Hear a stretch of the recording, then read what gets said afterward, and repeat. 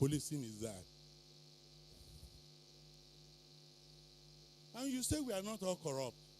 Now, this corruption is the major thing. If we can stay here today and solve, and if only corruption we are able to solve, it will be better for Nigeria. Thank you, and God bless you. Thank you. All those who say we are all corrupt will be denied lunch for 3 days. Dr. Nelson Uwaga. Dr. Nelson Uwaga.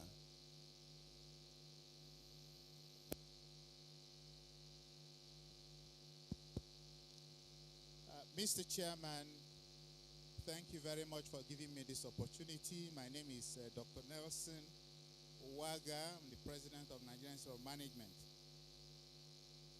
Let me commend the President, just like many of us have done, because to us of the management group, I think he's a good manager and a good leader, who after 100 years decides to bring his people together to talk and proffer solutions for tomorrow. That is good management. Ladies and gentlemen, the ball is in our court. Whatever we decide to do with this opportunity, Nigeria will hold us accountable. I want to plead that in all goodness, men and women of goodwill, please let us put together good recommendations that will help Nigeria move forward. Let us not worry about the National Assembly and so on. When we get there, we will know how to cross that hurdle. I want to say we may not have all the time to talk everything we have listed, that has been listed here. But there are issues that are very, very pertinent, even from the President's speech. And I'd like to touch a few of them and believe God that we will not pursue the rats when the main thing is there, the fire is burning. We'll go for the main thing. I want to talk about the issue of the values we share. This is very important. The values we share is very, very important for a nation. Those of us of the professional group, these values has taken us to where we are today. And those values are that of integrity, transparency, responsibility, accountability, equity, fairness, efficiency, and effectiveness. Those of us of the professional group, we ensure we do that. And that is why nobody here has rancor or fighting amongst us. I believe this country should ensure that we have values that are national. I cannot understand how you get more jeeps in Nigeria than in Japan, where they manufacture these SUVs. So it's very important, so that those who loot will have to display somewhere. If you can't display it in this country, then you might not be tempted to loot, whether in the public or private sector. Also, we have to look about restructuring, which the President has talked about. Everybody agrees we have to restructure. Remove some power from the center so that the federative units can prosper. And let's stop fighting for the power at the center. The other one is the economic restructuring of Nigeria. This conference must make it possible for the federating units to be able to express themselves. I do know that every state in this country has more than enough resources which are not being exploited. If we can save money from the bad governance and all that, from the cost of governance, we can put them into industries and that we can move this country forward. Education is very critical. If I can understand you and we understand ourselves here, there will be less fighting. Thank you. Thank you very much, sir. The next speaker is Professor Evara E. Esu. Professor Evara.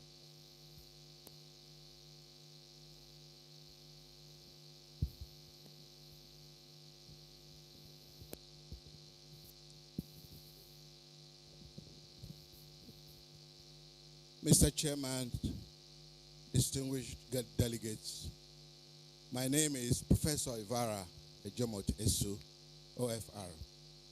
I'm an elder statesman appointed from Cross River State. for this conference. I want to lend my voice in amongst those who have spoken and also thank the chair for giving me this opportunity. I want to also commend the president's speech. I'm so happy that everybody who has spoken, except for one or two, have commended the speech, the very honest speech. And I want to draw your attention particularly to page 8, paragraph 2, which says, the National Conference is being convened to engage in intense introspection about the political and socio-economic challenges confronting our nation and chart the best and most acceptable way for the resolution of such challenges in the collective interest of all the constituent parts of our federation. Mr. Chairman, this is where I come in, coming from Cross River State, even though I'm here as an elder statesman. I can tell you that Cross River State, that has been in the news for some time now as the tourist destination for Nigeria, is gradually being trapped. We have no road. The only road, the Calabar-Itu road that leads into it, up to Obudu, is in very deplorable state. And we wonder whether, if conditions remain the way they are, whether people will still come for the famous Calabar Festival and Carnival. Cross River State is the only state in the South-South zone that has been deprived of even the few oil wells that it had. So now we are virtually not oil producing. And we don't get anything from the 13% derivation. We have a lot of minerals in our ground, barite, granite, titanium, gold, and so on. But these are exploited by other persons, and the federal government has, like you know, the exclusive rights, to it. So we don't get anything. And yet we have so many trucks that are daily coming in, spoiling our roads. As this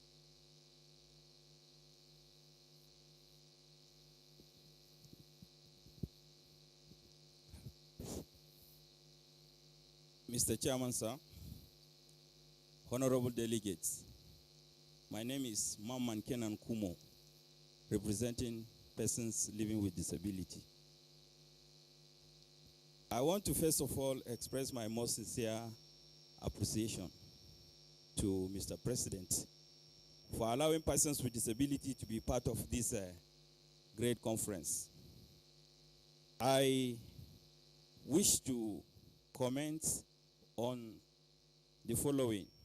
One, our differences. I want to refer us to the story of Tower of Babel. We know what happened there. The people who united wanted to build a tower to reach to where God is. At the end of the day, God brings about division by dividing their tongues. I want to tell us that what is happening in Nigeria most of the times, people use this to divide us. That is the formula of divide and rule. There is no way how you will see the lower class, that's the have-not, sitting down to plan any evil or any crisis.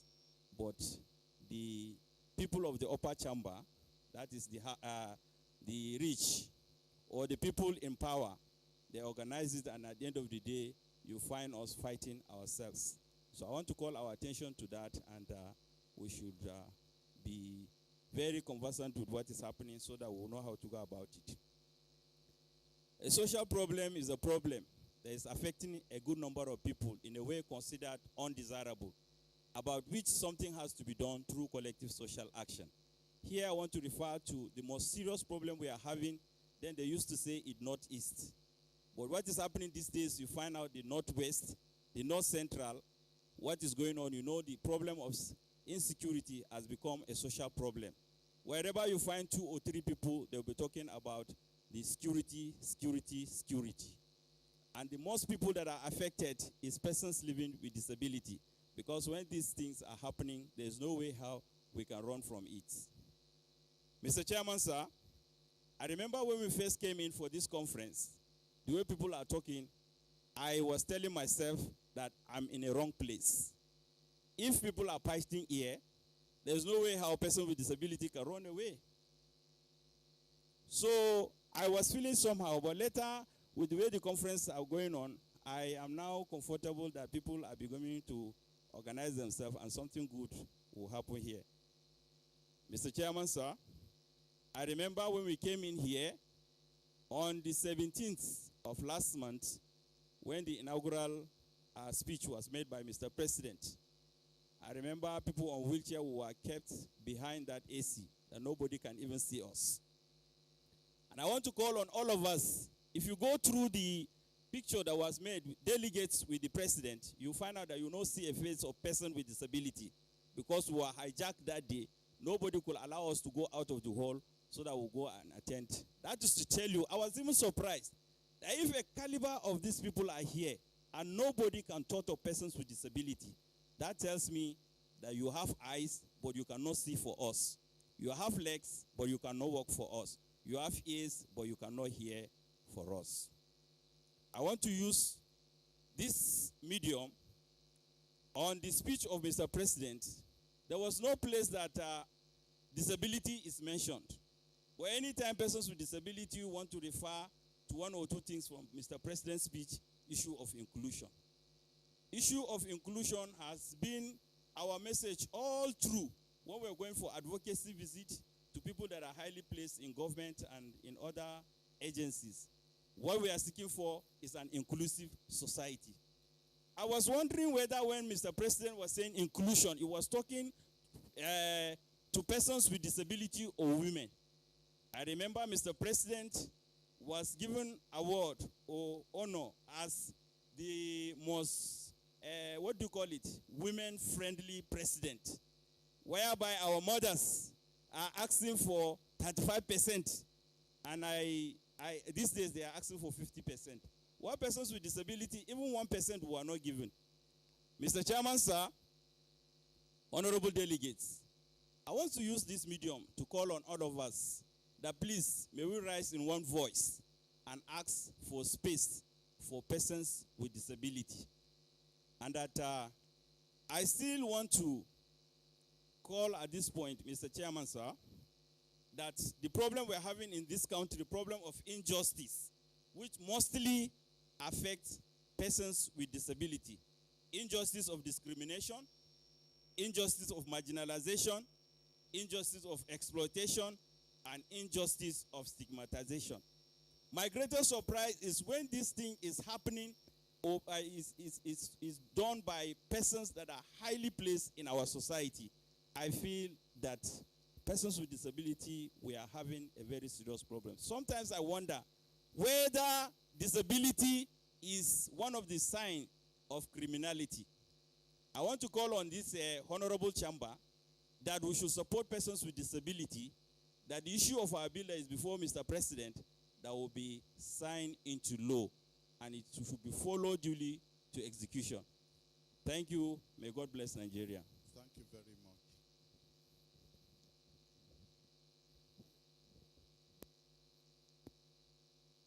Observation or point of order.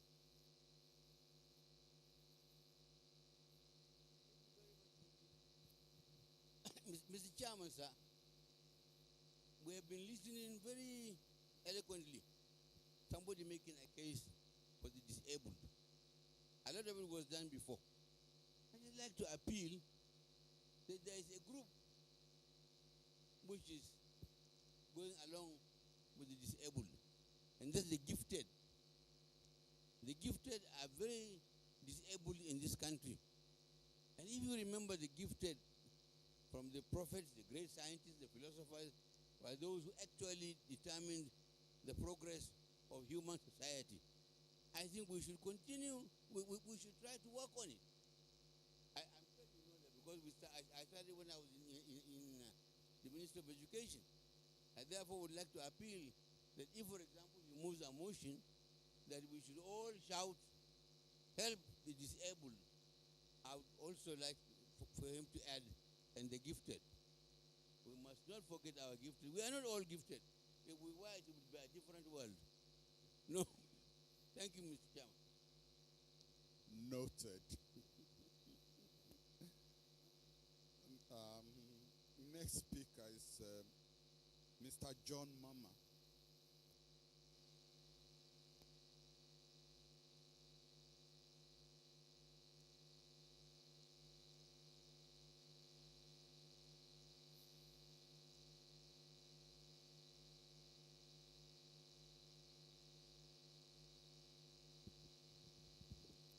Thank you, Mr. Chairman. The microphone was snatched from me when it came to my turn. My name is John A. Mamman. My classification is elder statesman. I come from Taraba State. I retired as a permanent secretary in the defunct Gongola State government in 1984. I've gone through Mr. President's speech. It was well thought out, incisive, and to the point. His emphasis were on national unity, national integration, and progressive stroke integrated society. To me, all that the president is saying is that we should come out with recommendations that will make this country great, where every Nigerian will feel proud to belong.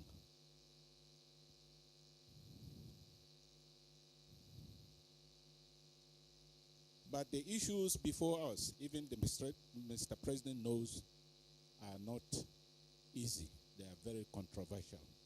Issues like revenue, mobilization, and sharing,